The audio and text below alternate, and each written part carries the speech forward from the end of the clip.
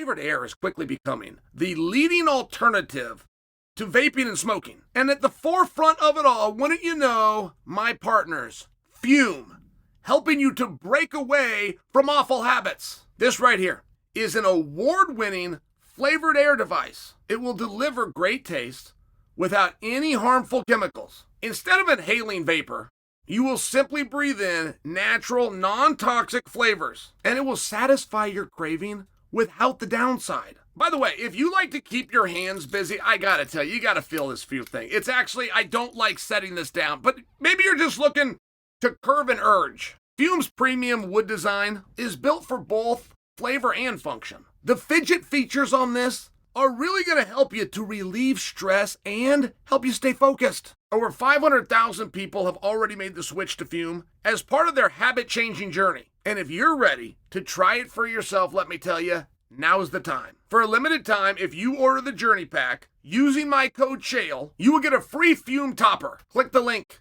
Tryfume.com/Chael. That's F-U-M, dummy. Or to make it really simple, you can just scan the QR code. I put it right on the page. Go ahead and get yours today. One thing I must give Daniel credit for, I do feel like Daniel is not afraid to tell the story the way the story happens. And that might sound simple to you guys, but it's very hard to have a partner. It's very hard to work with somebody because generally the other person won't. When it comes down to predicting fights, the other person really just gives you a popularity contest. Like if I ever ask, hey, who do you think is going to win between A and B? I can see the person I'm asking that question doing the math in their head about, well, I've known A longer, but B's been better to me, and A just called me for my birthday, but I don't think B will be upset because it's really a compliment, and he's a big underdog, and I think he can do really well. Like I watch these things happen, and it's annoying. And I appreciate Daniel for being able to hold up his end of the job. But we did have a tough one today as it came to Islam Makhachev. And I will tell you that I feel it too. That team is a special team. And that team operates with a very high degree in nobility. And they are sportsmen in front of everything else. Before the money, before the fame, before the attention. They are competitors. You set the rule set, you bring in a referee, somebody is going to be a timekeeper. And if those things are present, the way they are going to go about playing that game and their purpose for finding success within game goes up. They're competitors. I appreciate it. But perception and reality go hand in hand in life, and perception and reality go hand in hand in this sport. The idea that Islam was not running away from his toughest opponent, the idea that Islam was not running from Ilia Topuria, is very hard to convince 12 people dumb enough to not find a way out of jury duty. I mean, here comes Ilia Topuria, the most decorated, the greatest record, the highest ranked on the pound for pound, to show his sincerity. This is the part that changes everything. To show his sincerity that this is about you and me. This is about mano a mano. I'm going to give my shiny trinket back. Not I keep the belt and I try to come and collect yours. I give my belt back and then I come and take yours. And that changes everything from a sincerity standpoint by Ilia Topuria. So then when you have that situation, and Islam leaves the division. Now, if historically you have followed this, you will understand these two things are simultaneous. Ilia Topuria is publicly speaking about wanting to go to 155 simultaneously as Islam is talking about wanting to go to 170. And Islam has never asked for anything. Islam has never made a demand, not even a request for more money. He's never made a demand, not even a request for a different walkout time or a different card placement. He is nothing aside from the weight class. He has said, I would like to be able to go up. And it wasn't about champ. It was about, I don't want to weigh in here anymore.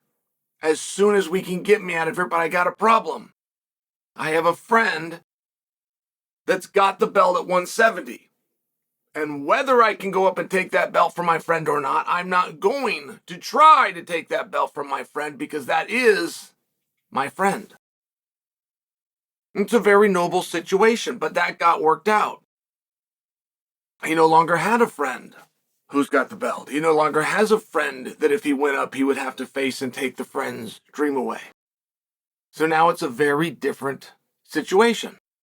And he still has a guy who's got the best record, the highest ranking, and had a world title that he relinquished just so he could come see you. And you can attempt to dance, and you can get cute with the phonetics and the linguistics, and you can try to get out of the scenario that I just laid out, but there isn't one. It's exactly what happened. I think the biggest part of the story, because I have no problem with a guy wanting to leave a weight. I don't even have a problem with a guy wanting to stick in another guy's ass, just to stick in his ass and not give him what he wants. I like pettiness, particularly in fist fighting. The problem I've got is that there was somebody, and it was due to culture, and it was due to kindness, that was off limits. I will not pursue my dream. The only goal I have, the reason I wake up every day and work so hard, that goal and that dream, I will not pursue as long as you currently have it, because you are my brother. That I do have a problem with.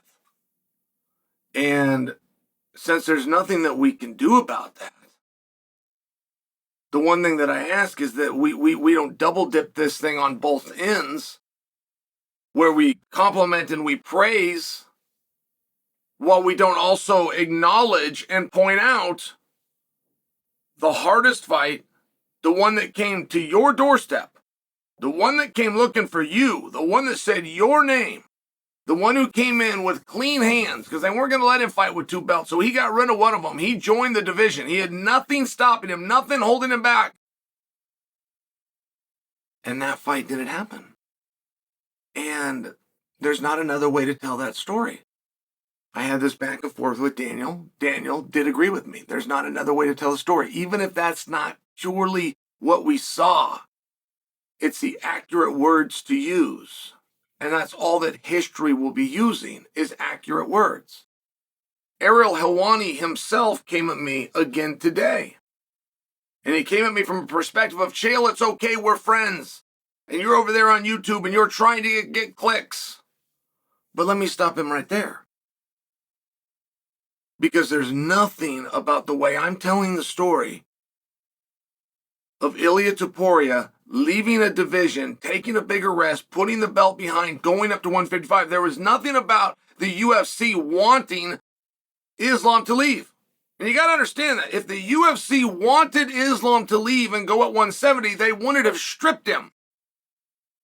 Islam wanted to be champ, but more than being champ is he wanted to not have to fight at 155. And all the UFC did was call the bluff on that. It's a bluff that Ilia never made. Ilia never said, I want to go to 155 and keep this 45 and all. Of course, I'm going to hang on to... He told the truth from the beginning. I am not going to weigh 145 pounds without a terminal illness ever again in this lifetime. And they couldn't get Islam to go that far with it, even though that was reality. Nobody would be a champion at a heavier weight, a lighter weight, and when given the choice, choose to defend at the lighter weight. Nobody. But don't tell me this is what the UFC wanted, Ariel. The UFC wanted it. They wouldn't have punished it. And don't make any confusion. The UFC has never stripped a healthy athlete unless they were issuing them a punishment.